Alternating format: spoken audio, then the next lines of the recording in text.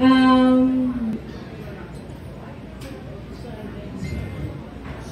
for the past 8 years, we have this consistent basher namin na laging kung ano-ano pong sinasabi kay Doc Rob na hindi ho maganda.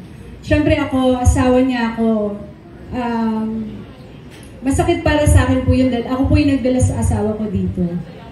And sabi ko nga po, yung pangbabash po niya sa amin, for the past 8 years, sabi ko, siguro yung ginawa niya, dapat pasalamatan ko siya.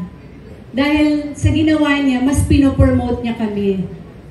Na alam naman po natin na lahat po ng ginagawa namin dito sa Pilipinas ay legit. Hindi po kami magbubukas ng clinic kung hindi po kami meron pong license. Ako po mismo yung pumupunta sa mga munisipyo, ako po mismo pupunta sa department kung saan po kinukuha ang clearance po for chiropractic sa clinic dito sa Pilipinas. Yan po ay sa PITAC. Ang PITAC po ay ang Philippines Institute of Alternative Traditional Medicine dito sa Pilipinas po. Kaya po sinasabi nila, bakit wala kayong PRC? Kasi nga po, hindi po kami part noon. Alternative medicine po kami. Kaya sa PITAC po kami, kumukuha po ng aming license.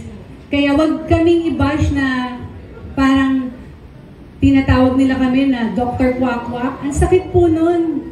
Kasi po yung asawa ko po, nag-aral po yan. 8 to 9 years, tinapos niya ang pagiging doktor, ang pagiging chiro.